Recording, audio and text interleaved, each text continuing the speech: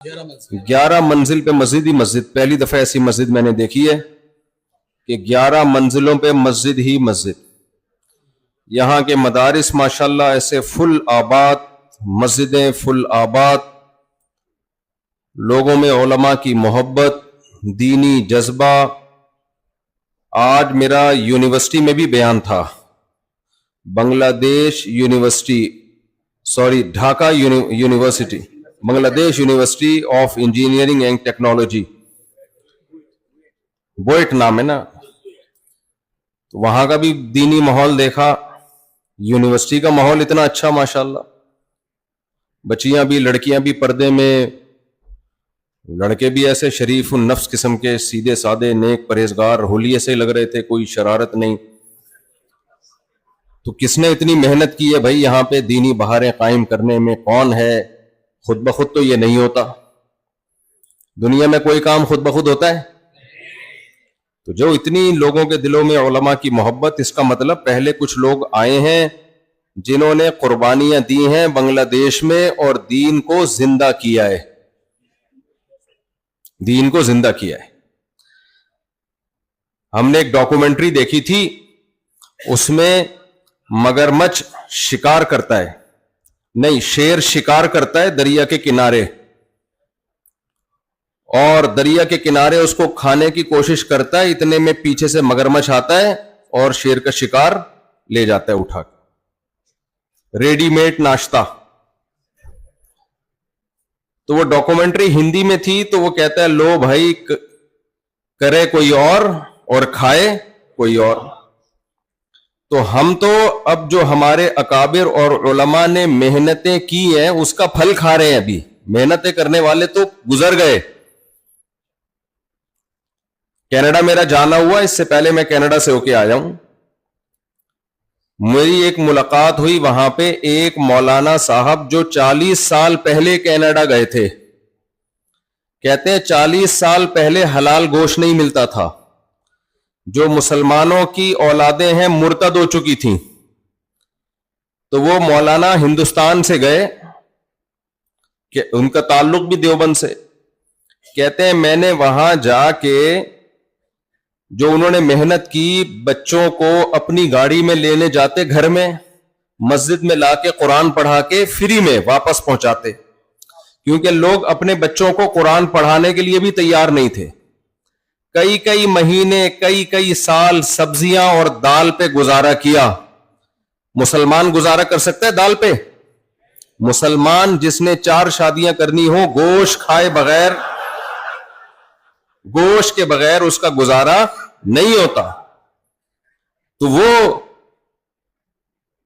सब्जियां उबाली हैं लोगों ने अमेरिका, कनाडा में, जापान में, फिर उनकी मेहनतों से वहां हलाल गोश्त का रिवाज बढ़ा, दीन की बहारें। आज उन आलिम के शागिर्द बड़े हो गए हैं, बड़ा एहतराम करते हैं, कहते हैं इन्होंने हमारा ईमान बचाया है, इन्होंने हमारा कुरान बचाया है। तो ये हमारे अकाबिर की मेहनतें बर्मा में, बांग्लादेश में, साउथ अफ्रीका में, सबके ताने बाने हिंदुस्तान से जाके मिलते हैं। मज़ाहिर उलूम दारुल उलूम देवबंद, जहां भी दुनिया में जाओ, जहां भी इतने मदरसे। मैं सबसे पहले 2015 में बर्मा आया, म्यांमार। बर्मा तो एक गैर मुस्लिम स्टेट है। मैं जब वहां गया, वहां मैंने बड़े बड़े मदरसे देखे, दीनी तालीम हो रही है, 8-8 साल के लिए बच्चे पढ़ रहे हैं वहां पे। तो मैंने पूछा भाई यहां दीनी तालीम और मस्जिदें कैसे आबाद हैं? इतनी बड़ी बड़ी मस्जिदें, इतने इमाम कहां से मिले, कहां से आए भाई? कोई मज़ाहिर उलूम से, देवबंद से एक मौलाना आए थे 50 साल पहले, कोई 60 साल पहले, उनकी मेहनतें। अफ्रीका में जाओ तो ये गुजराती लोग भी, ये कोई अल्लाह की अलग ही मखलूक है। जहां दुनिया में गए, मदरसा बनाया, मस्जिद बनाई, अपने खर्चे पे, अपनी तिजारत पे।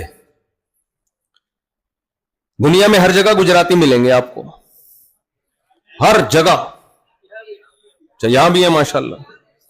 गुजरातियों के जो जद्दे अमजद थे ना, जो दादा के परदादा, लगता है उनमें एक शादी का रिवाज नहीं था। کیونکہ پوری دنیا کو گجراتیوں سے بھرنا یہ ایک بیوی سے ممکن نہیں ہے. ایک ہمارے جو کے پی کے ماشاءاللہ پشتون ہیں ساری دنیا میں پھیلے ہوئے ہیں. جو قوم بھی زندہ رہنا چاہتی ہے نا اس کو اپنی نسل بڑھانی پڑتی ہے. بارڈر توڑ کے, ملک چھوٹا پڑے بارڈر توڑ کے نکلتے ہیں. اٹلی جب میں گیا, اٹلی گیا تو میں نے وہاں بنگلہ دیشی ساتھی بہت دیکھے. اتنے ملنے آ رہے تھے بنگلہ دیش کے, یہ بنگلہ دیش کے, یہ بنگلہ دیش کے. وہاں ایک جنرل اسٹور میں ہم گئے. میں نے ساتھیوں سے کہا کہ مجھے یہاں اٹلی میں کوئی بچہ نظر نہیں آ رہا. انگریزوں کا بچے ہوتے ہیں نا, پارکوں میں ہوتے ہیں, کہیں پارکوں میں تو آتے ہی وہ لوگ ہیں نا جن کی فیملی ہوتی ہے. میں نے کہا یہاں نارمل جگہوں پہ بچے نظر نہیں آتے. ہمارے تو آئے, آپ کو بچے گلی محلوں میں کتنے نظر آئیں گے کھیلتے ہوئے. میں نے کہا اٹلی میں بچہ مارکیٹ سے کیوں شارٹ ہو گیا. تو میں جب وہاں گیا ایک جنرل اسٹور میں ہمیں دور واکر میں ایک بچہ نظر آیا کہ ایک آدمی اپنے بچے کو لے کے گھوم رہا ہے. میں نے کہا چلو کسی ایک انگریز کا بچہ, تو انگریز تو نہیں ہے وہ لوگ, اٹلی والے تو ان کی الگ زبان ہے. چلو بچہ تو نظر آیا. پارکوں میں تو نظر آتے ہیں لیکن جنرل جگہوں پہ بہت کم نظر آتے ہیں. میں وہاں گیا تو دیکھا وہ بنگلہ دیشی ساتھی تھے, اپنا بچہ لے کے گھوم رہے تھے. وہاں بنگلہ دیش کے لوگ اتنے زیادہ مجھے اٹلی میں بنگلہ دیش کے لوگ نظر آئے. اب اٹلی والوں کی نسل کم ہو رہی ہے, حقیقت ہے, یہ حقیقت ہے. یہ وہاں کی حکومت پریشان ہے, پتہ ہے آپ کو. علاقے کے علاقے خالی ہو گئے, یہ رپورٹ ہے. بہت سے علاقے اٹلی میں ویران. لوگ کہتے ہیں کہ نہیں ہم تو گئے ہیں میلان میں, وہاں تو بہت پبلک ہے. بھائی جو بڑے بڑے علاقے تھے, شہر تھے, آہستہ آہستہ ویران ہو کے ختم. وہ تو آبادی سمٹ رہی ہے نا. ہمارے مسلمان بھائی بنگلہ دیش والوں نے اپنی سپیڈ الحمدللہ مینٹین رکھی ہوئی ہے. جاپان میں ہمارے پشتونوں نے, پٹھان بھائیوں نے اپنی سپیڈ پہ کوئی کمپرومائز نہیں کیا. اٹلی میں بنگلہ دیشی ساتھیوں نے, میں نے کہا, اور 8 سے 50 تو نسوار بھی مل رہی ہے جاپان میں, اور چپلی کباب کے ہوٹل بھی مل رہے. سمجھ رہے نسوار جانتے ہیں آپ لوگ؟ وہ نہیں یوں کر کے رکھی جاتی یہاں پہ, یہ کر کے رکھتے ہیں یہاں. چلو کبھی کراچی آؤ تو ہم, اچھا گل بولتے ہیں, چلو خیر, چلو جو بھی بولتے ہیں خیر. تو بڑی محنتیں کی علماء نے, اور یہ محنتیں آج سے نہیں ہو رہی. آدم علیہ السلام کے زمانے سے دین کو زندہ رکھنے کی محنت ہو رہی ہے. تو سوچنے کی بات ہے کیا چیز تھی ان اکابر نے جو محنتیں کی, خون پسینہ بہایا, کوئی ان کا مالی فائدہ نہیں تھا اس میں. اتنی قربانیاں دیں, پیغمبروں نے قربانیاں دیں, صحابہ نے قربانیاں دیں, تابعین نے قربانیاں دیں, تبع تابعین نے قربانیاں دیں, محدثین نے قربانیاں دیں, فقہا نے قربانیاں دیں. تو اتنی قربانیاں کیوں دیتے رہے ہیں؟ ایک منٹ کھڑے رہنے دینا, کھڑے رہنے دینا, کوئی بات. تو اتنی قربانیاں کیوں دی ہیں؟ موسیٰ علیہ السلام نے قربانی دی, کس کے خلاف؟ فرعون کے خلاف. اللہ تعالیٰ نے حضرت موسیٰ علیہ السلام کو فرعون کے پاس بھیجا, اور موسیٰ علیہ السلام کو اللہ نے کیا فرمایا کہ فرعون سے جا کے کہنا قولا لہ قولا لینا لعلہ یتذکر او یخشی, شاید کہ اس کو نصیحت حاصل ہو جائے یا شاید ہی اللہ کے عذاب سے ڈر جائے. بنی اسرائیل تھے مومن, بنی اسرائیل پیغمبروں پر ایمان رکھتے تھے, غلام بن چکے تھے. فرعون غالب آ گیا تھا. دنیا میں بہت ساری قومیں غلام بنتی ہیں, لیکن اللہ ان کی نجات کے لیے کسی پیغمبر کو نہیں بھیجتا رہا. بنی اسرائیل چونکہ ایمان والے تھے, اللہ کو, اللہ کے پیغمبروں کو مانتے تھے, جب وہ غلام بنے ہیں, ان پہ فرعونیوں نے ظلم کیا ہے, تو اللہ نے ان کو نجات دلانے کے لیے, دنیا کا امام بنانے کے لیے کس کو بھیجا؟ موسیٰ کلیم اللہ کو. سوال پیدا ہوتا ہے اور قوموں کے لیے تو نہیں آئے پیغمبر, بنی اسرائیل کے لیے کیوں آئے ہیں پیغمبر؟ کیونکہ بنی اسرائیلی اللہ کے لاڈلے تھے. لاڈلے تو سمجھتے ہیں نا, لاڈلے کا کیوں لاڈلے تھے؟ یہ وہ قوم تھی جو اللہ پہ، اللہ کی کتابوں پہ، اللہ کے پیغمبروں پر ایمان رکھتی تھی.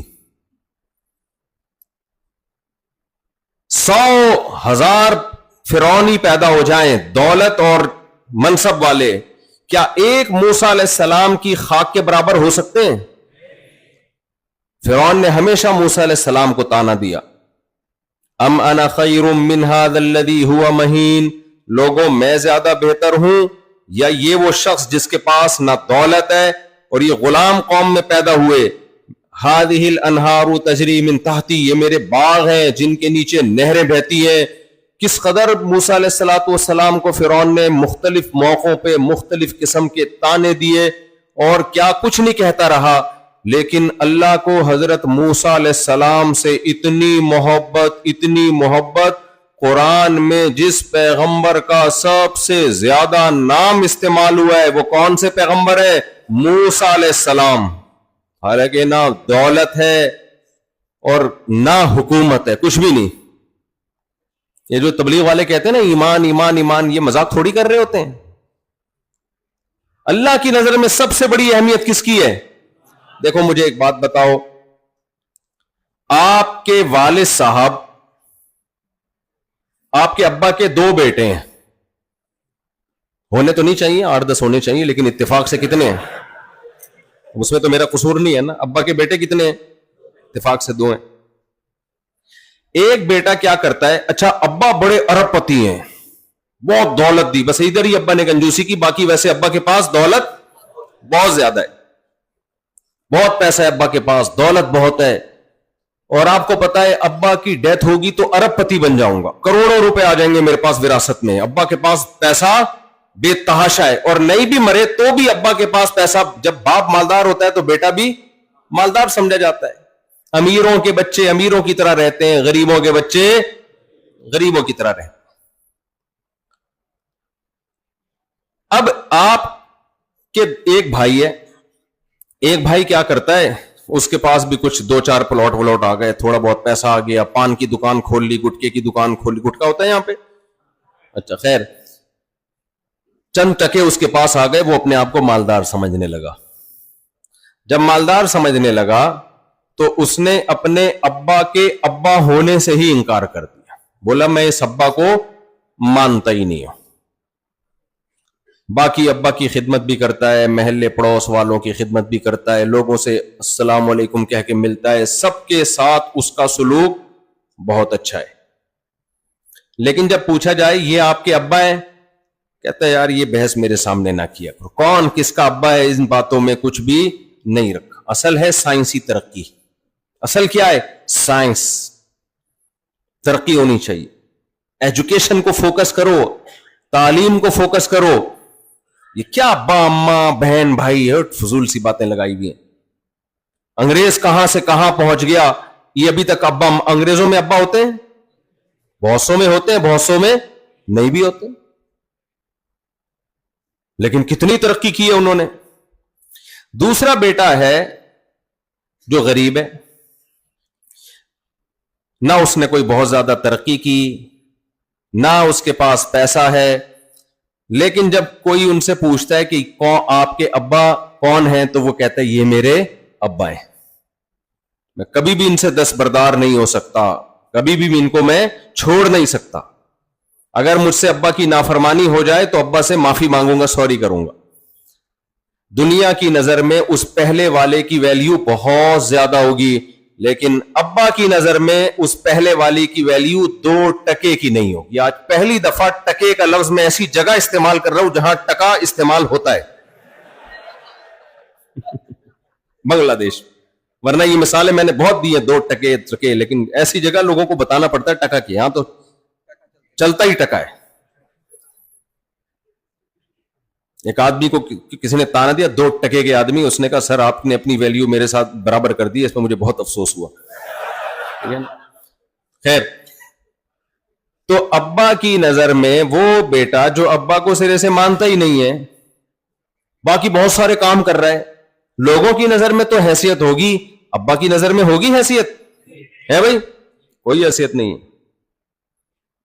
ابا کہے گا جو مجھے مانتا ہی نہیں ہے تو ٹھیک ہے نا، لوگوں کے لیے خدمت کر رہا ہے تو لوگوں سے اجر لینا اس. تو یاد رکھو اس کائنات کو سائنسدانوں نے نہیں بنایا. اس کو کس نے بنایا ہے؟ یہ بنی نہیں ہے، بنائی گئی ہے. خود بخود دنیا میں کچھ ہوتا ہے؟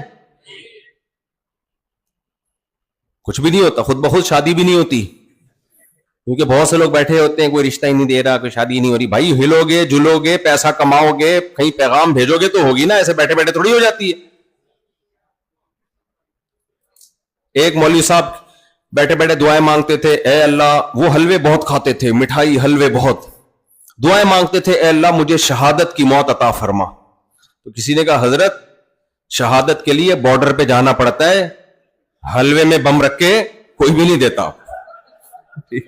سمجھ رہے ہیں کہ نہیں سمجھ رہے؟ کچھ کرنا پڑتا ہے. دنیا میں کوئی بھی کام خود بخود کبھی بھی نہیں ہوتا. یہ ہو نہیں سکتا یہ کائنات خود بخود بن گئی ہو، میں اور آپ خود بخود بن گئے ہوں. اس کائنات کو کسی نے بنایا ہے، اور بنانے والا کون ہے؟ اس کا نام کیا ہے؟ اللہ. خدا نے بنایا اس کائنات.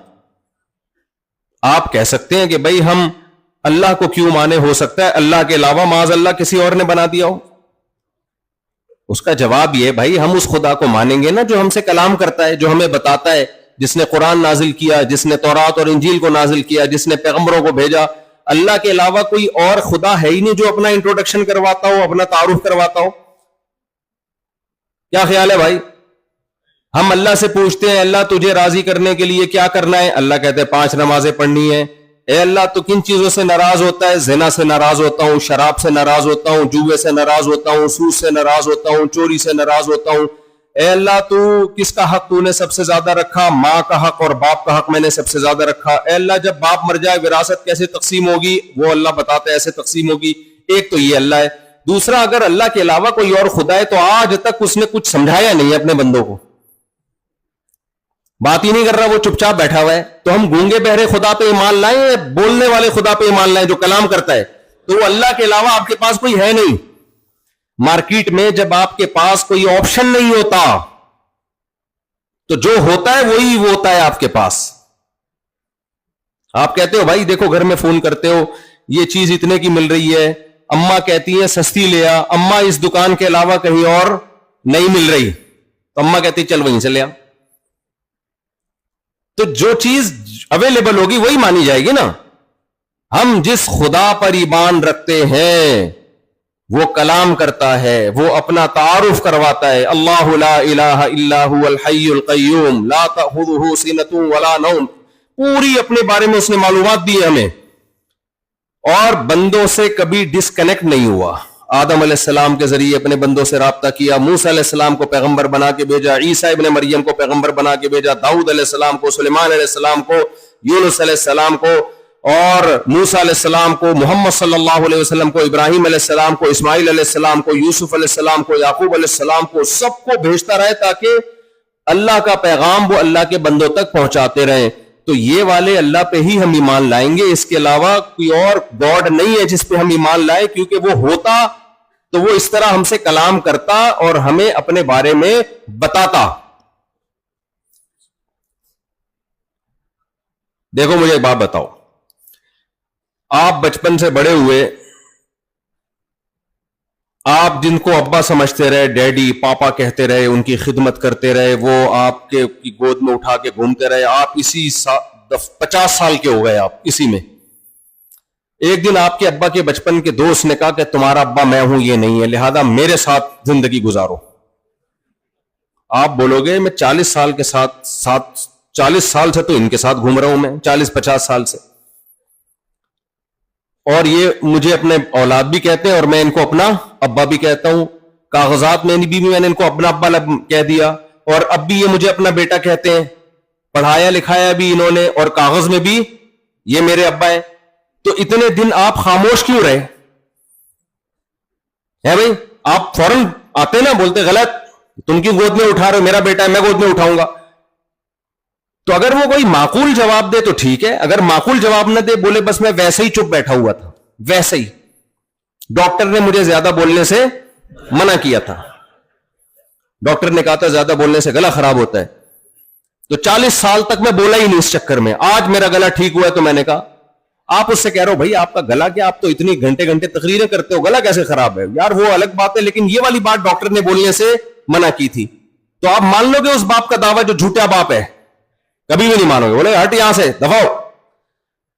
ہم جس اللہ پہ ایمان رکھتے ہیں وہ تو کلام کرتا ہے, آدم علیہ السلام کے زمانے سے لے کے کتابیں بھی نازل کر رہا ہے, احکامات بھی نازل کر رہا ہے. اور جو دوسرا خدا ہے, اگر کوئی ہے, وہ ہزاروں سال سے چپ بیٹھا ہوا ہے, یا تو اس کا گلا خراب ہے یا اس کو ڈاکٹر نے بولنے سے منع کیا ہے. تو ہمارے پاس اللہ کے علاوہ, گاڈ اللہ کے علاوہ ماننے میں ہمارے پاس کوئی آپشن ہے ہی نہیں. تو اللہ ہی کو ماننا پڑے گا ہمیں خدا. اس لیے یاد رکھو اسلام کا کانسیپٹ 2 اور 2 4 کی طرح کلیئر ہے, اس لیے ہم مسلمان ہیں. اسلام کے ساتھ کوئی مذہب پنپتا ہی نہیں ہے بھائی. اللہ کا تصور اتنا کلیئر, پیغمبروں کا تصور کلیئر ہے, تعلیمات 2 اور 2 4 کی طرح کلیئر ہیں. تو میرے اور آپ کے پاس اگر ہم مذہب کو فالو کرنا چاہیں تو اسلام کے سوا کوئی آپشن ہے ہی نہیں. کوئی اسلام کے ٹکر کا ہے ہی نہیں, تو ہم وہاں کیوں جائیں؟ تو اس لیے جو اللہ کو مانتے ہیں, جو اوریجنل خدا ہے, وہ کون ہے؟ اللہ.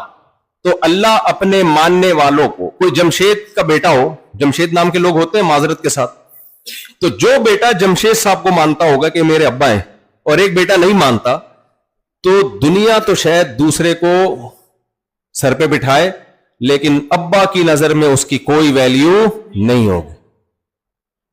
ابا اس کو پہلے اس کو مانیں گے جو ابا کو مانتا ہے. ابا کو نہیں مانتا تو ابا کہے گا بھائی تو ساری دنیا کو مانتا ہو. اس لیے میرے بھائی, رنگ رلیوں پہ زمانے کی نہ جانا اے دل, یہ خزاں ہے جو بانداز بہار آئی ہے. کافر کی ترقی دیکھ کر کبھی کافر سے متاثر مت ہو. ہاں, اپنے اندر کوئی خامی ہے اس کو ضرور ٹھیک کرو, اور اس کے اندر کوئی خوبی ہے تو اس کو فالو کرو, مگر یہ مت سمجھو کہ کافر ترقی میں آ کے کامیاب ہو گیا اور اگر ہم ترقی نہ کر سکے تو ناکام ہو گئے. نا نا نا نا, ناکام. بعض دفعہ دنیا میں ظالم آدمی ترقی کر لیتا ہے, مظلوم ترقی میں پیچھے رہ جاتا ہے. تو معیار کامیابی کا یہ نہیں ہے کہ آپ کے پاس کتنا پیسہ, کتنی شہرت, کتنی دولت. اللہ, اس کے رسول صلی اللہ علیہ وسلم کی نظر میں کامیابی کا معیار آپ سے اللہ خوش ہے یا نہیں ہے. بس آپ اللہ کو مانتے ہو کہ نہیں مانتے؟ اللہ آپ سے خوش ہے یا نہیں؟ آپ اپنے ویژن میں بھی اگر ناکام ہو جاؤ, اللہ خوش ہے تو بھی آپ کامیاب ہو. آج لوگ کیا کہتے ہیں, بھئی یہ بیچارہ اپنے ہدف میں, ویژن میں, گول میں کامیابی نہیں ہوا. یہ کوئی بات نہیں. نبی صلی اللہ علیہ وسلم نے فرمایا بہت سے پیغمبر ایسے بھی آئے ہیں جنہوں نے دین کی دعوت کا کام شروع کیا اور ایک شخص بھی ایمان نہیں لایا اور ان پیغمبروں کو قتل کر دیا گیا. تو وہ آئے تھے دین کی دعوت کے لیے, ایک بندہ بھی ایمان نہیں لایا, تو دنیاوی لحاظ سے ان کا مشن کمپلیٹ ہوا نہیں ہوا. لیکن کیا پیغمبروں کو کوئی ناکام کہہ سکتا ہے؟ پھر بھی کامیاب تھے. کیوں؟ کون راضی تھا ان سے؟ اللہ راضی تھا. تو اس لیے ایمان بہت بڑی نعمت ہے, بہت بڑی نعمت. اور یاد رکھو بعض چیزیں انسان کو بغیر محنت کے ملتی ہیں تو بھی وہ اللہ کی نعمت ہے, اگر نعمت ملی ہے. مجھے ایک بات بتاؤ, آپ کروڑ پتی باپ کے بیٹے تھے, اتفاق سے آپ کو ابا نے گھر سے نکال دیا, آپ نے دوسری شادی کی بات کی, ابا نے کک مار کے گھر سے, اسی وجہ سے نکالا جاتا ہے, اور تو کوئی معقول ریزن اب تک ذہن میں آئی نہیں ہے, نکال دیا ابا نے. کیا کر دیا؟ تو بیان خواتین بھی سن رہی ہیں معذرت کے ساتھ, تو آپ کو نکال دیا. لیکن شریعت کیا کہتی ہے, باپ مرے گا تو وراثت کس کو ملے گی؟ بال چاہے نالائق ہو چاہے لائق ہو, وراثت ملتی ہے شریعت میں. اب آپ کی محنت کے بغیر بیٹھے بیٹھے کروڑوں روپے, کروڑوں ٹکے آپ کے پاس آ گئے, آپ اس کے مالک بن گئے. آپ نے مفتی صاحب سے جا کے مسئلہ پوچھا کہ میں تو ابا کا نافرمان تھا, کیا یہ وراثت میرے لیے حلال ہے؟ مفتی صاحب کہیں گے بھائی ابا کا نافرمان تھا تو دعا مانگ, توبہ طائب کر, وراثت بہرحال حلال ہے. تو یہ نعمت آپ کو ملی آپ کی محنت سے یا بغیر محنت کے؟ بغیر محنت کے. تو یاد رکھو جیسے دین کی دنیا کی نعمت بعض مرتبہ بغیر محنت کے مل جاتی ہے، ایسے ہی دین کی نعمت بھی بعض دفعہ بغیر محنت کے مل جاتی ہے. دین کی نعمت بھی. ہم مسلمان ماں باپ کے گھر پیدا ہو گئے، غیر مسلم جب بیچارہ ایمان قبول کرتا ہے بہت محنت کرتا ہے، وہ قتل کی دھمکیاں. یہ جو غیر مسلم کہتے ہیں نا براڈ مائنڈڈ ہوتے ہیں، جو مذہب قبول کر لو کچھ نہیں کہتے ہیں، نہ ایسا ہے نہیں. میں نے دیکھا ہے، میں مذاہب کے نام نہیں لوں گا کیونکہ مقصد کوئی نفرتیں پھیلانا نہیں ہے. بہت سے مذہب والوں میں نے دیکھا ہے کہ اگر کسی نے مذہب قبول کیا، اسلام کی طرف گیا، غائب، پتہ ہی نہیں کہاں گیا، وہ قتل کر دیتے ہیں. ایسے بہت واقعات ہیں میرے سامنے. جن مذہب والوں کے ان مذہب کا نام بھی لے سکتا ہوں، فائدہ نہیں ہے، خام خام نفرتیں پھیلتی ہیں. تو غیر مسلم جب اسلام قبول کرتا ہے بہت قربانیاں دینی پڑتی ہیں، اس کو بہت محنت کرنی پڑتی ہے اس کو. ہمیں اللہ نے غریبی میں اسلام دے دیا. ماں باپ مسلمان تھے، ہم بھی کیا پیدا ہو گئے؟ مسلمان. تو اب یہ نہیں کہہ سکتے کہ یہ اللہ کی نعمت نہیں ہے. بھائی بعض دفعہ فری پھوکٹ میں بھی نعمت بولو مل جاتی ہے. لیکن فرق کیا ہوتا ہے؟ جب فری پھوکٹ میں نعمت ملتی ہے تو وہی حشر ہوتا ہے جو فری کی وراثت کا ہوتا ہے، اور جب قربانی دے کے نعمت ملتی ہے تو وہی ہوتا ہے جو اپنا کمایا ہوا بزنس کا پیسہ ہوتا ہے. سمجھتے ہو کہ نہیں سمجھتے؟ میں نے بہت سے لوگ دیکھے ابا کی وراثت ملی، جن میں خود بھی ہوں، تجربوں کی بھیٹ چڑھا کے برباد، کیونکہ خون پسینہ لگا نہیں ہوتا. تو اس کو دے دیے پیسے، وہ بزنس کرے گا، رکشا خرید کے اس کو دے دیا، ٹیکسی خرید کے اس کو دے دی، ایک دکان کھول کے اس کو دے دی، سب نے برباد کر کے بیڑا غرق. ہمارے حضرت مفتی رشید احمد صاحب فرمایا کرتے تھے اس زمانے میں کوئی کسی کو پیسہ دے تو یہ بے وقوف، اور جو لے کے واپس کر دے وہ اس سے بڑا بے وقوف. سمجھ رہے ہو؟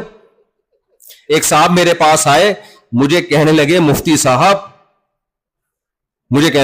صاحب جو کسی کو پیسہ دے وہ بے وقوف، یہ سمجھ میں آتا ہے، لیکن جو لے کے واپس کر دے وہ اس سے بڑا بے وقوف کیوں؟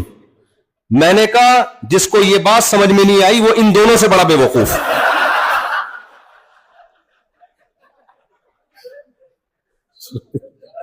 سمجھ رہے کہ اب مجھے نہیں پتا آپ لوگ کی سمجھ میں آیا کہ نہیں آیا. اگر نہیں آیا تو آپ ان تینوں سے بڑے بے وقوف.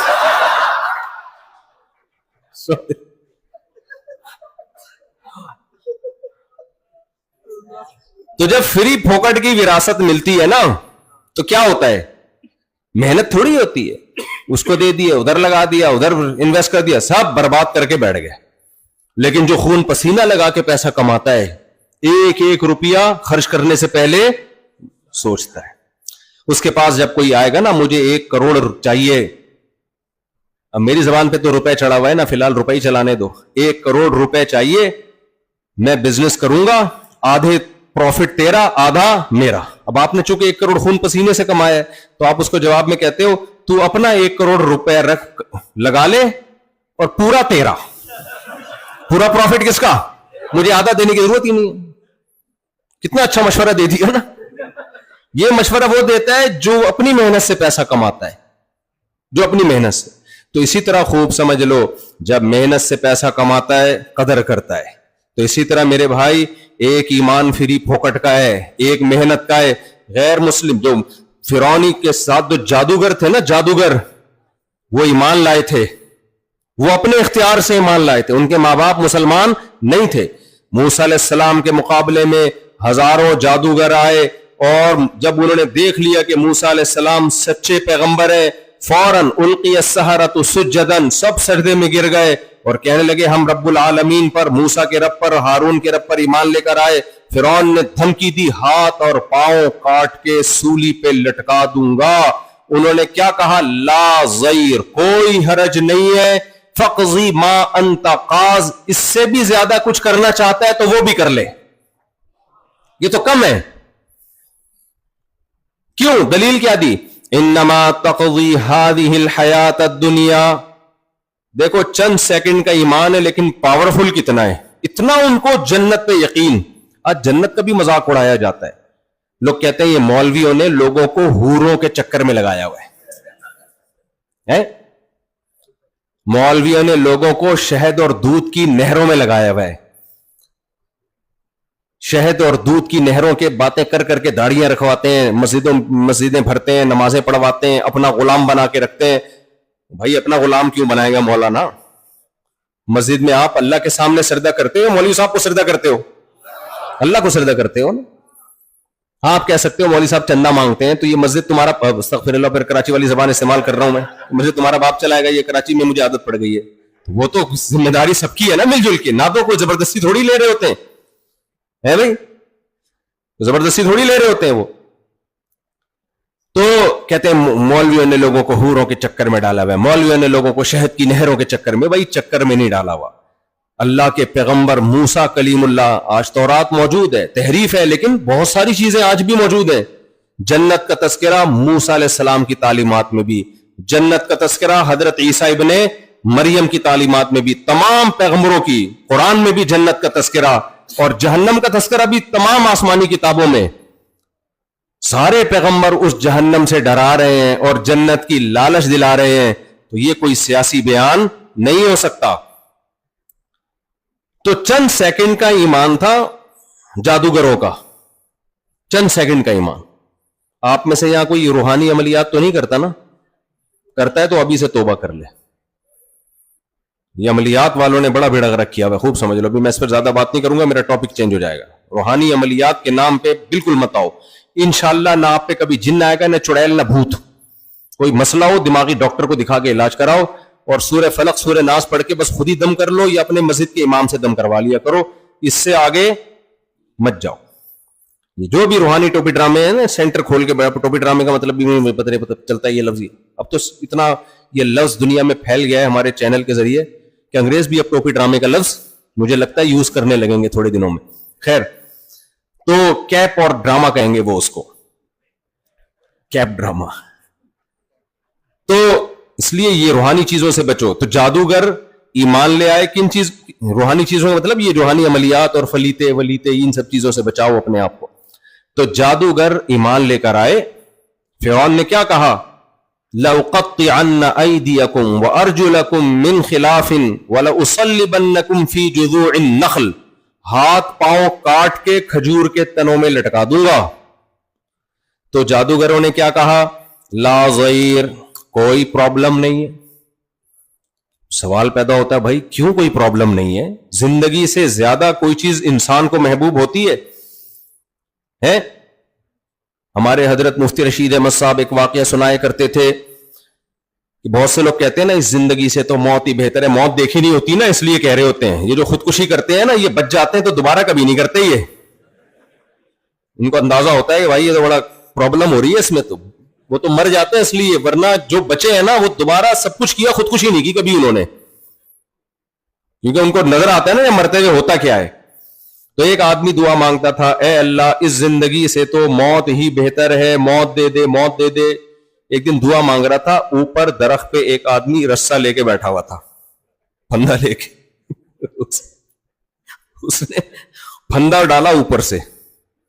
اب یہ دعا مانگ رہے, اللہ اس زندگی سے تو موت ہی بہتر ہے. پھندا لٹکا, اوپر سے آواز آئی, اے میرے بندے میں نے تیری دعا قبول کر لی ہے بھائی, اس پھندے میں اپنا سر دے دے, میں تجھے اوپر اٹھا لوں گا. تو یہ دعا میں کیا کہتا ہے, یا اللہ ادھر تو کوئی مذاق بھی نہیں کر سکتا. اللہ کو کیا سمجھا رہا ہے, تو کوئی مذاق بھی نہیں کر سکتا ہے. بھائی موت جب تک اچھی لگتی ہے جب تک دیکھی نہ ہو, ورنہ دنیا میں سب سے زیادہ ناپسندیدہ چیز انسان کے لیے کیا ہے, موت. تو فرعون کیا کہہ رہا ہے, سب کے ہاتھ پاؤں کاٹ کے کھجور کے تنوں پہ مار دوں گا لٹکا کے میں. کچھ تو ڈرنا چاہیے تھا نا جادوگروں کو, اور جادوگروں کو پتا تھا فرعون یہ کر بھی دے گا, یہ فرعون ہے, یہ ہوائی بھڑکیاں نہیں لگا رہا, دھمکیاں نہیں دے رہا, یہ کرے گا, اور اس کی حکومت جا رہی ہے, پھر کیوں نہیں کرے گا یہ. تو جادوگروں نے کیا کہا, سوال پیدا ہوتا ہے جادوگر فوراً تیار کیوں ہو گئے. یہ سوال ہوتا ہے کہ نہیں ہوتا؟ تو جادوگر کہنے لگے انما تقضی هذه الحیات الدنیا، تو جو کچھ کرے گا اس دنیا میں کرے گا، اور یہ دنیا مسافر خانہ ہے، آج نہیں تو کل یہاں سے جانا ہے، آج نہیں تو کل تو مریں گے۔ سے پتا چلا کہ ایک سیکنڈ کے ایمان نے جادوگروں کے دلوں سے دنیا کی محبت نکال دی، دنیا کو مسافر خانہ سمجھنا شروع کر دیا انہوں نے۔ ہم 4 ٹکے آ جائیں نا ہمارے پاس تو ہم یہ سمجھتے ہیں کہ یہی ہے سب کچھ، ہم نے یہی رہنا ہے۔ جب بھی کوئی اپنا بڑا گھر دکھایا کرے نا، اتنا بڑا گھر دیکھو میرا، تو ایک تو دعائیں دیا کرو، نعمت ہے اللہ کی، لیکن فوراً سوچا کرو جانا کہاں ہے؟ قبرستان۔ جانا کہاں ہے بھائی؟ قبرستان۔ مریں گے، ختم، فینش۔ کیا گھر، کیا گاڑی، کیا رکشا، کیا ٹرین، کیا جہاز، سب بزنس کلاس میں لوگ سفر کر رہے ہوتے ہیں، ولاگ بنا رہے ہوتے ہیں، یہ دیکھیں میں بزنس کلاس میں جا رہا ہوں۔ بھائی ایک دن تیرے جنازے کا بھی ولاگ بنے گا۔ ہاں ٹھیک ہے، خوش ہونے پر حکومت نے پابندی نہیں لگائی ہے، ابھی بنگلہ دیش میں جو نئی حکومت ہے اس نے بھی خوش ہونے پر پابندی نہیں لگائی، اب تک تو میرا یہی رپورٹ ہے کہ نہیں لگائی ہے پابندی۔ تو جو بھی حکومت پرانی تھی نہیں تھی، پابندی کسی حکومت میں بھی خوش ہونے پر نہیں ہوتی۔ تو آپ بزنس کلاس میں سفر کر کر کے دکھاؤ میں دیکھو بزنس میں جا رہا ہوں، میں یہ کر رہا ہوں، میں وہ کر رہا ہوں، کوئی بات نہیں، جب آپ کا جنازہ ہوگا تو بھی ایک ولاگ بنانا۔ اب میں کیا کر رہا ہوں؟ قبر میں جا رہا ہوں۔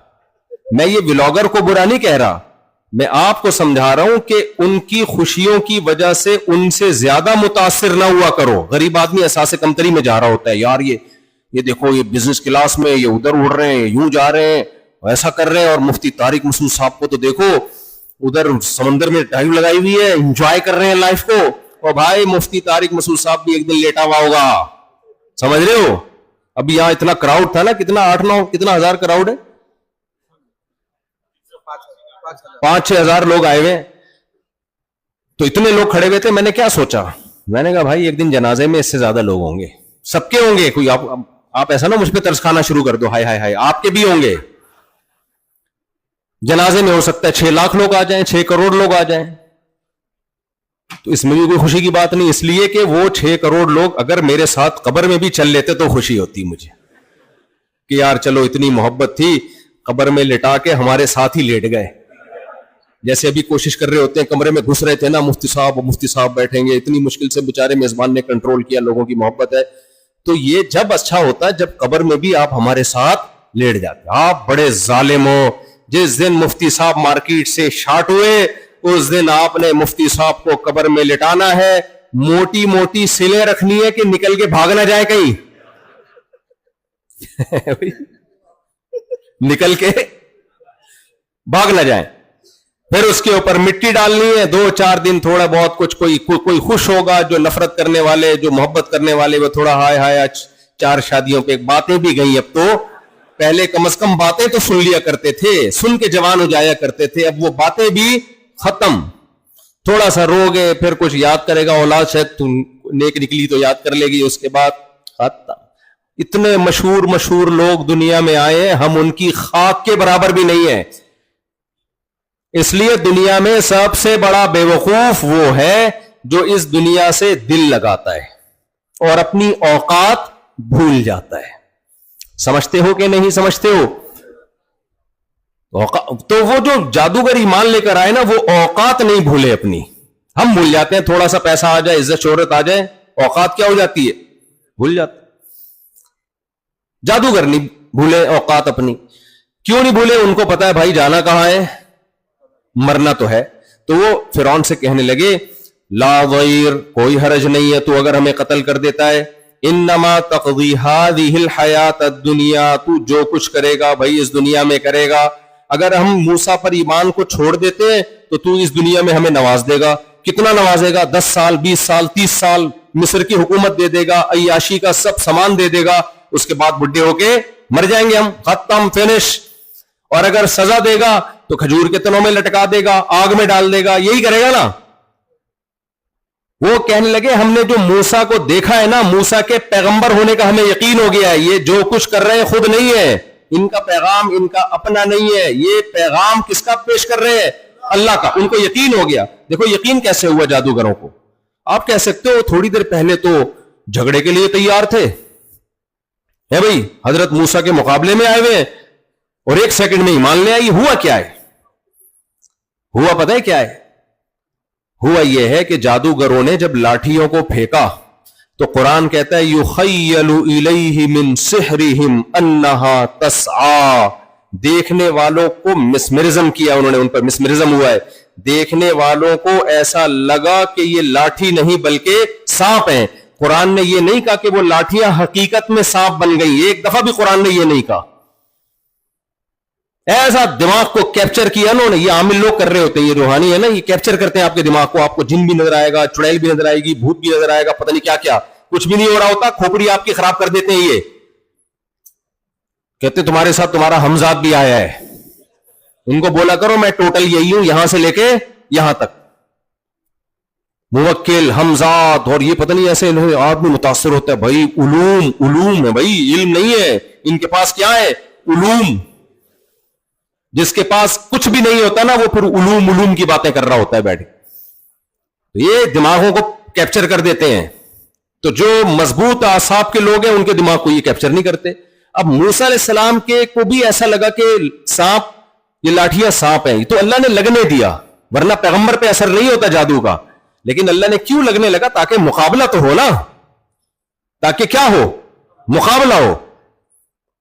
بعض حکمتوں سے اثر ہو جاتا ہے تاکہ پتہ مقابلہ تو ہو نا.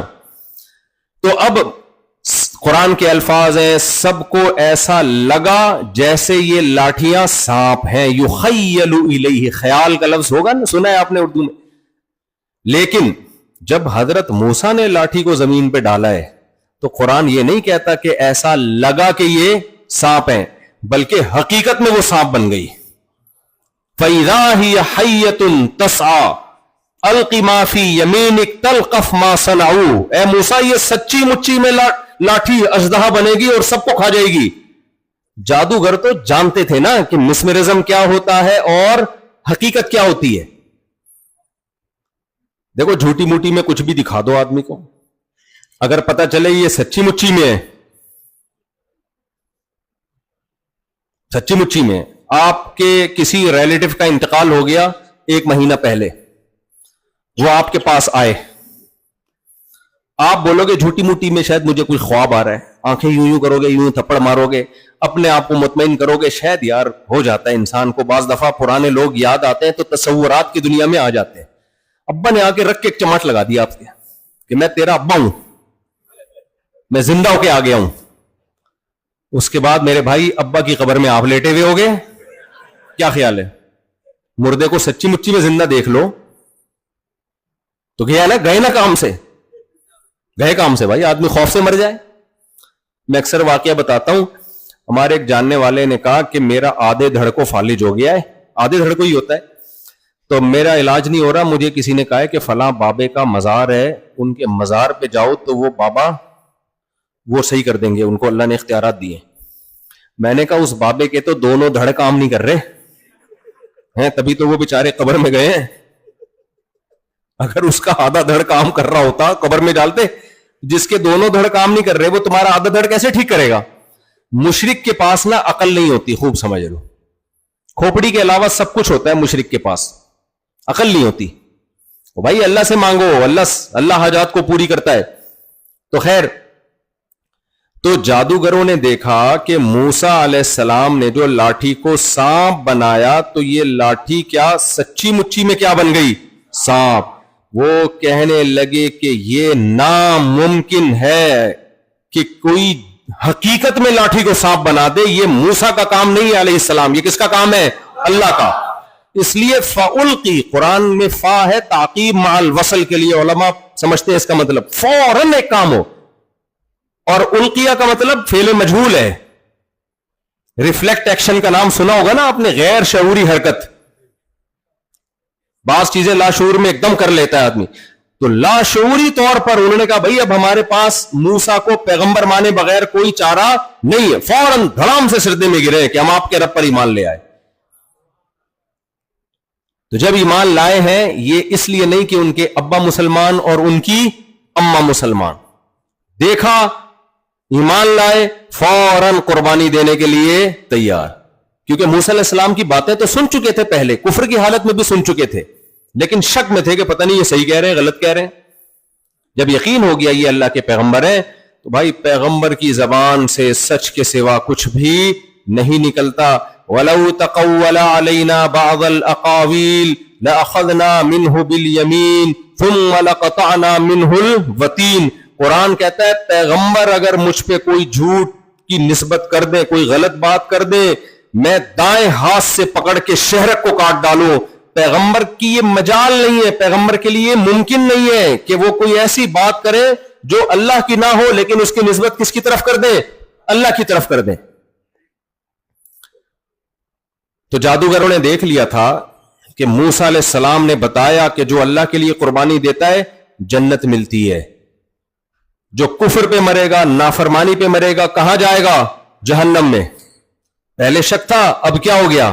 یقین. اب جب جنت کا یقین ہو گیا تو پھر ہماری طرح کا لنگڑا لولا ایمان نہیں ہے. ہماری طرح ہم پتہ ہے کیسا ایمان, ٹرائی کر کے دیکھو, دین پہ چلو, اگر آخرت ہو گئی تو کامیاب ہو جائیں گے, نہیں ہوئی تو چلو ختم. نہ نہ نہ, یہ نہیں ہے. جادوگروں نے کہا انما تقضی هذه الحیات الدنیا, تو جو کچھ کرے گا اس دنیا میں کرے گا. کیا ہو گیا بھائی؟ بیٹھ جائیں بھائی, بیٹھ جائیں, پیچھے بھی لوگ دیکھ رہے ہیں نا, بیٹھ جائیں, پیچھے لوگ بیٹھ جائیں, شاباش, بیٹھ جائیں, بیٹھ جائیں, بیٹھ جائیں, شاباش, شور نہیں کریں. تو جادوگروں نے کیا کہا؟ بس میں بات کو سمیٹ رہا ہوں جلدی سے نا, ہاں بس ٹاپک بھی مکمل ہو رہا ہے میرا.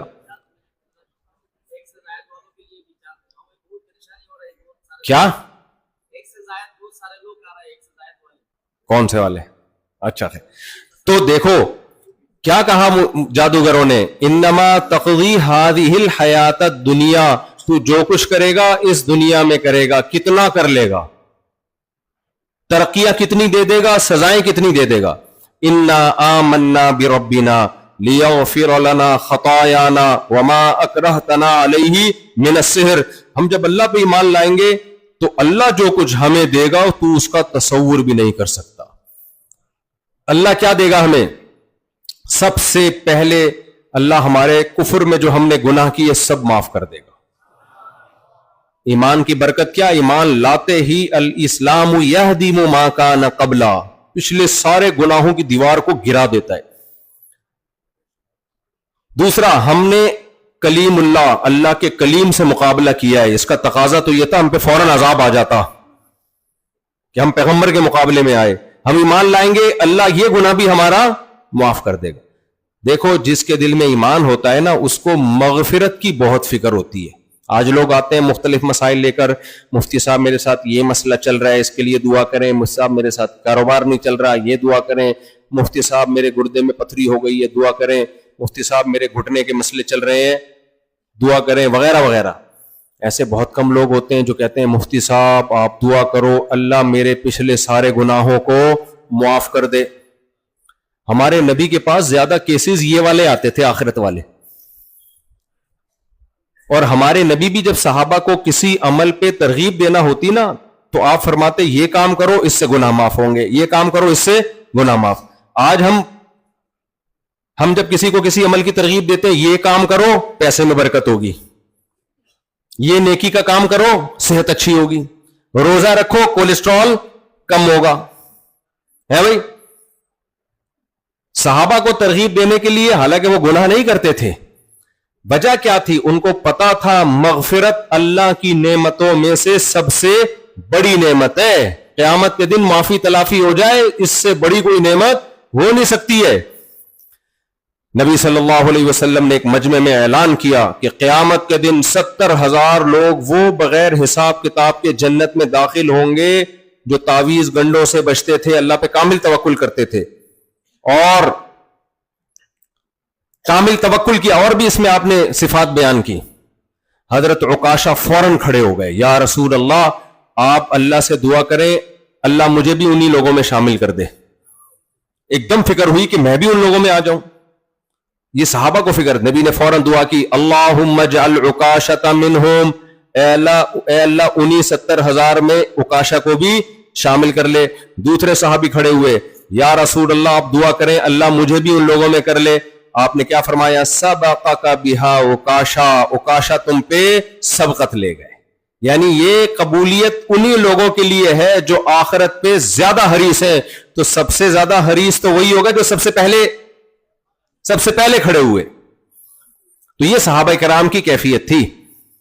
آج وظیفے پڑھ رہے ہیں, میرا فلاں کام ہو جائے, میرا یہ والا کام ہو جائے. بھائی اپنے آپ کو اللہ کے حوالے کر دو, اللہ کو راضی رکھنے کے لیے ذکر کیا کرو. آخرت میں دنیا بھی مانگو اللہ سے, لیکن آخرت زیادہ مانگو. اللہ کی رضا کی فکر زیادہ کرو. اللہ آپ کے کام خود ہی بنائے گا, نہیں بھی بنے تو صبر کی توفیق دے دے گا اس میں. اب دیکھو جادوگروں کا کام بنا یا دنیا کے لحاظ سے بگڑا یا کام. جادوگروں کا کام تو ایمان لانے کے بعد کاروبار میں برکت ہوئی یا بیڑا غرق ہو گیا کاروبار کا, ہے ختم. لیکن انہوں نے اپنے آپ کو اللہ کے حوالے کر دیا اور کہا کہ جو ہے اب کون کرے گا؟ اللہ, اور اللہ ضائع نہیں کرتا. فقضی ما انت قاض انما تقضی هذه الحیات الدنیا انا آمنا بربنا لیغفر لنا خطایانا وما اکرہتنا علیہ من السحر واللہ خیر وابقا. یہ بڑی زبردست کہا کہ اللہ جو بدلہ دے گا وہ تجھ سے زیادہ بھی ہوگا اور ہمیشہ بھی رہے گا. تو جو بدلہ دے گا وہ اللہ کے بدلے سے کم اور ختم, تھوڑے دنوں میں ختم. اللہ جو دے گا وہ تجھ سے زیادہ بھی ہوگا اور ختم بھی نہیں ہوگا. تو بے وقوفی ہے یہ زیادہ کو چھوڑ کے کم پہ راضی ہو جاؤ, ہمیشہ کو چھوڑ کے فنا ہونے والی چیزوں پہ راضی ہو جاؤ. آپ کے لیے شادی میں دو آپشن ہو. ایک خاتون ہے جو کہہ رہی ہے آپ سے شادی کر رہی ہوں, لیکن محلے والوں نے بتایا کہ آپ سے پہلے بھی کئی مردوں سے یہ شادی کر چکی ہے, 2-4 دن کے بعد مارکیٹ سے کیا ہو جاتی ہے؟ شارٹ, بھاگ جاتی ہے. اور ایک بیوی وہ ہے جو اس سے خوبصورت بھی زیادہ ہے, اخلاق میں بھی اچھی ہے. لوگ کہہ رہے ہیں یہ خاندانی آدمی کی بیٹی ہے, یہ جب شادی کرے گی تو اس کی ڈولی آئی ہے, کھٹولی نکلے گی, جنازہ نکلے گا, خود تمہیں چھوڑ کے کبھی نہیں بھاگے گی. پہلی والی بدصورت بھی ہے, رپورٹیں بھی کلیئر نہیں ہے اس کی. رپورٹس یہ ہے کہ یہ پہلے بھی کئی دفعہ اس کی شادی ہوئی ہے اور طلاقیں لے کے بھاگتی ہے. یہ تو کس سے کرو گے شادی؟ جب تک نوجوان کو شادی کی مثال نہ دی جائے سمجھ میں ہی نہیں بات آتی ہے. وہ جادوگروں کی گھنٹے سے مثال دے رہا ہوں, کوئی سمجھ میں نہیں آئی ہوگی ان کو, یہ مثال سمجھ میں آ جائے گی. تو جو کالی کلوٹی ہے, جو بدصورت ہے, اندھیرے میں نظر ہی نہیں آتی, وہ اتنی بلیک ہے, تو وہ اور بے وفا بھی ہے. اخلاق اچھے ہوتے تو چلو پھر بھی کہتے ہیں ہم, اور دوسری خوبصورت بھی ہے, با اخلاق بھی ہے, با وفا بھی ہے, یعنی اس سے بہتر بھی ہے اور رہنے والی بھی ہے. تو ترجیح کس کو دو گے؟ اور ایسی صورت میں اگر کوئی کہہ رہا ہے پہلی کو ترجیح دوں گا, حالانکہ پتہ ہے بھاگ جائے گی, تو وہ بے وقوف حماق. حکیم اختر صاحب رحمہ اللہ تعالیٰ ایسے لوگوں کہتے تھے انٹرنیشنل گدھے, کہتے تھے نا وہ لفظ استعمال, انٹرنیشنل احمق. تو یہ انٹرنیشنل گدھے ہیں یا نہیں ہے؟ اس لیے میرے بھائی مسلمان دنیا کماتا بھی ہے, دنیا میں انجوائے بھی کرتا ہے اللہ کی نعمتیں, لفٹ نہیں کراتا زیادہ دنیا کو, سمجھ رہے ہو؟ دنیا کو زیادہ ویلیو. آپ کہو بھی پھر کماتا کیوں ہے جب ویلیو نہیں دیتا؟ دیکھو جب آپ سفر میں ہو تو سفر میں کوشش کرتے ہو بزنس کلاس کا انتظام ہو جائے تو بزنس میں سفر کر لیا جائے, رفیق سفر آپ کے ساتھ اچھا ہو, کھانا سفر میں اچھا ہو. لیکن یہ نہیں ہوتا کہ بزنس کلاس میں سفر کر رہے ہو تو سیٹوں سے اور ایئر ہوسٹس سے آپ کو محبت ہو جائے. اب آپ ڈھاکہ ایئرپورٹ پہ اتر رہے ہو, آپ بول رہے ہو اتنی اچھی سیٹیں اور ایئر ہوسٹ اتنی اچھی, مجھے ابھی پرانی والی نظر آئے گی گھر جا کے, نہیں مجھے یہ والی چاہیے, چل میرے ساتھ. اور رو رہے ہو, اور لوگ کہہ رہے ہیں کیوں رو رہا ہے؟ آپ اپنی بیوی کی اور ایئر ہوسٹس کی تصویر لگا کے دکھا رہے, دیکھو یار رو نہیں, اس سے بچھڑ رہا ہوں میں. تو لوگ کہیں گے کیا کمبخت تجھے پتا نہیں تھا کہ یہ مسافر خانہ ہے, یہ جہاز ہے, اس میں تو سب اتر جاتے ہیں. پہلے سے جب تجھے پتا تھا کہ یہ جہاز ہے یا یہ ٹرین ہے یا یہ بس ہے, یہ دل لگانے کی جگہ نہیں ہے, ٹائم پاس کرنے کی جگہ ہے. تو تو ٹائم پاس کرنے کے لیے بزنس کلاس میں سفر کر, ٹھیک ہے, کھانا اچھا ملتا ہے, سروس اچھی ملتی ہے, دل لگانے کے لیے تھوڑی کیا جاتا ہے. تو ہمیں اگر اللہ نے دولت دی ہے یا نہیں دی تو ہم کمائیں گے تاکہ سفر ہے اچھا گزر جائے. دل اس دنیا کو, بے وفا دنیا کو لگانے کی حماقت نہیں کریں گے. اتنے بیوقوف تھوڑی ہیں دل لگا کے بیٹھ جائیں. دل لگانے کی 2 علامتیں بس وہ بیان کر کے بات ختم کرتا ہوں. آپ کہہ سکتے ہو ٹھیک ہے جی ہم تو دنیا سے دل نہیں لگاتے. بھائی دل لگانے کی 2 علامتیں. نمبر 1، آپ دنیا کو اگر آخرت پہ ترجیح دیتے ہو نا تو اس کا مطلب آپ دنیا سے دل لگاتے. بعض مواقع ایسے آئیں گے ایک طرف اللہ رسول کا حکم ہوگا، ایک طرف دنیا ہوگی. جماعت کی نماز ہے اور کسٹمر دکان پہ کھڑے ہوئے، اللہ کہہ رہے ہیں مسجد میں آؤ، کسٹمر کہہ رہے ہیں سودا دو، اور آپ کسٹمر کو چھوڑ کے مسجد میں آ جاؤ تو اس کا مطلب آپ نے دنیا سے دل نہیں لگایا. اور اگر آپ نے کہا نہیں یار پیسہ جماعت چھوڑ دو، بعض لوگ اکٹھی 5 نمازیں رات کو پڑھ رہے ہوتے ہیں بیٹھ، تو اس کا مطلب آپ نے آخرت ضائع کر دی اور دنیا سے آپ نے دل لگا لی. یہ ایک علامت ہے دل لگانے کی. دوسری علامت، چھن جانے پہ غم کتنا ہوتا ہے. تھوڑا بہت غم ہر ایک کو ہوتا ہے. بزنس کلاس سے اترتے ہوئے بھی تھوڑا سا غم ہو رہا ہوتا. مجھے امریکہ ہمارے دوستوں نے بلایا، بزنس کلاس کا ٹکٹ دیا. وہ ایک عرب کی ایک ایئر لائن ہے، میں نام نہیں لوں گا ورنہ لوگ سمجھیں گے کسی کمپنی کو پروموٹ کرنا چاہ رہا ہوں میں. اس کا بزنس کلاس ایسا کہ ہوش اڑ جائیں آدمی کی، اتنے خوبصورت بزنس کلاس. میں جب گیا تو واقعی میرا دل نہیں کر رہا تھا اترنے کا. حالانکہ امریکہ، پاکستان سے امریکہ کتنی لمبی فلائٹ ہے، کتنی لمبی، لیکن اتنا مزہ آیا اس میں، ایسے مزے سے سب چیزیں آ رہی ہیں، جو ہے وہ پانی بھی آ رہا ہے، چائے بھی کراچی والی چائے مل رہی ہے، اور دال چاول مچھلی فلانا، اور ایٹیٹیوڈ اتنا اچھا، اور اپنا الگ سیپریٹ روم، آرام سے لیٹے ہوئے ہیں، جب چاہیں بیٹھے ہوئے ہیں، جب چاہیں لیپ ٹاپ کھول کے پڑھ لیں، کچھ مطالعہ کر لیں، کتاب کھول کے، اتنا سکون سے. پھر نیند ایسی گہری. جب میں اترا میں نے کہا کاش ابھی امریکہ نہ آتا، یہ جہاز دنیا کے 3 چکر لگا کے امریکہ پہنچتا. دل تو لگتا ہے بھائی، لیکن کیا مطلب. جو امریکہ ہمارے دوست مجھے لینے کے لیے آئے ہوئے تھے کہ میں روتا ہوا آ رہا تھا ان کے پاس، ہائے ہائے کیا چھین گیا مجھ سے، وہ رائتا اب کہاں ملے گا، وہ روم کہاں ملے گا، وہ سکون کہاں ملے گا. نہیں بھائی، پہلے سے مائنڈ میں تھا کہ یہاں سے جانا ہے. تو دنیا چھننے سے کچھ نہ کچھ غم ہر انسان کو ہوتا ہے، لیکن وہ لمٹ میں ہونا چاہیے. ڈپریشن میں چلے جانا، خودکشیوں کی طرف چلے جانا، پاگلوں جیسی باتیں کر لینا، ہم غریب ہیں، ہائے ہائے ہمارا کیا ہوگا. اور آپ تو ویسے غریب ہیں بھی نہیں، ہم بنگلہ دیش تو ماشاءاللہ کافی اکنامکلی ترقی کر رہا ہے. لیکن امیر ہو یا غریب ہو، دنیا سے دل لگانے کی نہیں. تو جب دنیا اور آخرت ٹکرائیں گے، ترجیح کس کو دینی ہے؟ آخرت کو. بس اس کی چند مثالیں دے کر واقعی میں بیان ختم کرتا ہوں، کیونکہ مثالیں نہیں دوں گا تو پھر بات سمجھ میں نہیں آئے گی. پہلی مثال نماز کی. نماز کے لیے آؤ گے، شیطان کھینچے گا آپ کو، دل کھینچے گا آپ کو، دکان کھینچے گی. آپ نے دنیا کو لات مارنی ہے اور نماز قائم کرنی ہے. کریں گے کہ نہیں کریں گے؟ نمبر 2، خواتین بھی بیان سن رہی ہیں. دل آج کل کسی کا نہیں کرتا عورت کا پردہ کرنے. پہلے زمانے میں جو عورت پردہ نہیں کرتی تھی لوگ عزت کی نگاہ سے دیکھتے ہی نہیں تھے. اب جو پردہ نہیں کرتی لوگ کہتے ہیں لگتا ہے کسی ایجوکیٹڈ فیملی سے ان کا تعلق. پڑھی لکھی خواتین.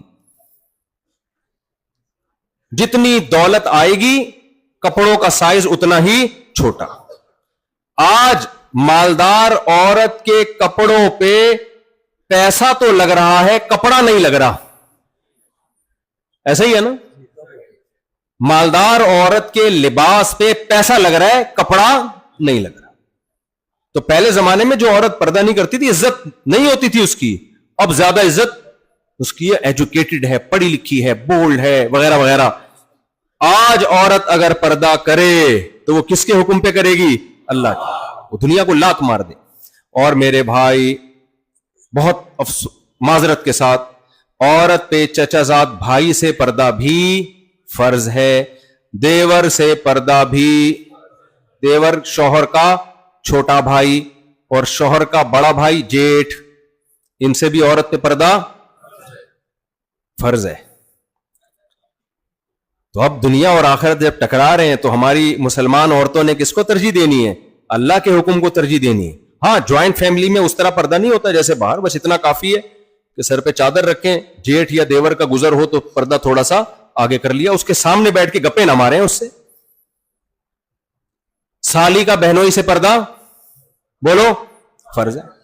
آپ اپنی بیگم جب ہوتی ہے اس سے تو بات نہیں کرو, جیسی سالی آتی ہے ایک دم آپ کے اندر ایک عجیب سے ہارمونز ہیں جو حرکت میں آ جاتے ہیں, آپ کے چہرے پہ چمک آ جاتی ہے بھائی, بشرطے کہ وہ سالی خشک سالی کا شکار نہ ہو. خشک سالی کہتے ہیں قحط کو, بعض سالی ایسی ہوتی ہیں قحط زدہ ہوتی ہیں, لیکن اگر تھوڑی سی بھی وہ خوبصورت ہے تو بیگم کو چھوڑ کے کدھر بھاگ رہا ہوتا ہے بھائی. یہ کس غیر مسلم گھروں میں ہو سکتا ہے, ہم مسلم ہیں, اللہ نے ہمارے لیے ہماری بیوی کو بنایا ہے, ہماری سالی کو نہیں بنایا. تو جس نیت سے سالے کو دیکھتے ہو نا, سالا کہیں کا, اسی نیت سے کس کو دیکھا کرو, سالی کہیں کی. سمجھ رہے تو سالے کے لیے تو عجیب سے جذبات ہوتے ہیں. سالا پھر آ گیا, اور سالی آئے تو ماشاءاللہ بڑے دنوں بعد آئی, اس کے لیے کیا ہوتے ہیں, بڑے دنوں بعد آئی. تو یہ اللہ کی حدود ہیں, یہ اللہ کی کیا ہے, حدود ہیں. اور کیا ہے, اللہ نے عورت کو حکم دیا شوہر کو سربراہ مان لو. میں نے آرٹیفیشل انٹیلیجنس سے اپنے بارے میں پوچھا, 4-5 دن پرانی بات ہے, اپنے بارے میں پوچھا یہ کون ہے, کیا باتیں کرتا ہے. آرٹیفیشل انٹیلیجنس نے کہا یہ بندہ کہتا ہے عورتوں کو کہ شوہروں کی اطاعت کیا کرو. یہ لکھا ہوا ہے میرے بارے میں. اس کے ان بیانات پر یہ متنازع بیان ہے. کچھ لوگ اس رائے سے اتفاق کرتے ہیں اور کچھ اس رائے سے یہ عورت کی آزادی کے خلاف سمجھتے ہیں. آرٹیفیشل انٹیلیجنس کہہ رہی ہے کچھ لوگ اس کو عورت کی آزادی کے خلاف سمجھتے ہیں. دیکھو کوئی بھی دنیا میں آزاد نہیں ہے. امام آزاد ہے کیا؟ نہ. 3 نمازوں میں ناغے کرے گا, کمیٹی والے پوچھیں گے بھائی کیا ہو گیا, تنخواہ تو پوری لے رہے ہو, پورے 3 نمازیں گول کر گئے, تو آزاد ہے امام. آپ کہیں جاب کرتے ہو, آزاد ہو آپ, ہے بھائی. آپ کہتے ہو باس آزاد ہے, باس بھی آزاد نہیں ہے, وہ بھی پابند ہے. اس کو پتا ہے اگر میں نے نگرانی چھوڑ دی تو میرا بزنس گیا. وہ بھی بہت سو کی چاپلوسی بھی کر رہا ہوگا, کڑوی کسیلی بھی برداشت کر رہا ہوگا اپنی کمپنی کو چلانے کے لیے. آزاد تو میرے بھائی دنیا میں کوئی بھی نہیں ہوتا, ناممکن ہے. اگر عورت شوہر کی اطاعت سے آزاد ہوگی تو ایئر ہوسٹس بنے گی, وہاں اس کا کوئی باس ہوگا جو سارا دن پھر لوگوں کی خدمت میں لگی رہے گی. کسی کمپنی میں جاب کرے گی, وہاں ملازم ہوگی. ہم نے تو باہر ملکوں میں عجیب منظر دیکھا یار, خواتین کھانا پکا بھی رہی ہیں, سرو بھی کر رہی ہیں, بچہ بھی پال رہی ہیں. یہ ظلم نہیں ہے کیا؟ کس قدر اس کے اوپر ذمہ داریاں ہیں, اور مرد اپاہج بنے ہوئے ہیں. تو عورت کو اللہ نے جو حکم دے دیا شوہر کی اطاعت کرو, یہ عورت کے فائدے کے لیے. یہ ایک اطاعت تمہیں 1000 غلامیوں سے بچائے گی. اور شوہر کو حکم دے دیا ساری زندگی کا نان نفقہ اس کے لیے, اور تمہاری وراثت میں بھی اس کا حصہ ہے. یہاں کچھ خواتین کہتی ہیں کہ ہمارے میاں تو ظالم ہیں اور وغیرہ وغیرہ, ہم کیوں ان کی اطاعت کریں, اور یہ تو ہمارے حقوق ادا نہیں کر رہے. بھائی یہ تمہارے میاں کا مسئلہ ہے, ساری دنیا کے میاں ایسے نہیں ہوتے. تو اس سے اسلام کا حکم خراب تھوڑی ہو جاتا ہے. کچھ عورتوں کو میاں غلط مل جاتے ہیں, جوڑ کے نہیں ہوتے, ہم پلہ نہیں ہوتے. ماسٹرز لڑکیاں میٹرک کے بھاگے ہوئے لڑکوں سے ان کی شادیاں ہو رہی ہیں. ایسے بھی واقعات آئے ہیں. میٹرک بھی بڑی بات ہے, میں نے ڈاکٹر لڑکی کا نکاح 8ویں کے بھاگے سے کروایا ہوا ہے, تو جوڑ کی شادی ہوئی ہے. تو اس کا پھر وہی حل ہے کہ جب زیادہ شادیاں ہوں گی تو پھر عورتوں کے لیے آسانی ہو جائے گی. تو ہر ایک کو برابر کا جوڑ کر اس میں زیادہ اس میں بولنا نہیں چاہتے ہیں, زیادہ مناسب نہیں.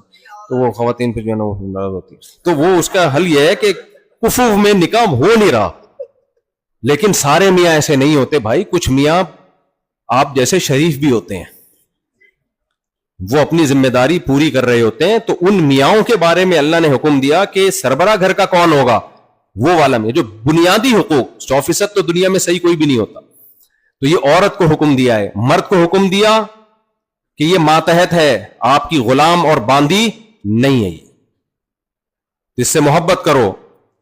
اللہ نے اس کو بنایا ہے, کسی اور کی طرف توجہ. آج خواتین کو سب سے بڑی شکایت کیا ہوتی ہے؟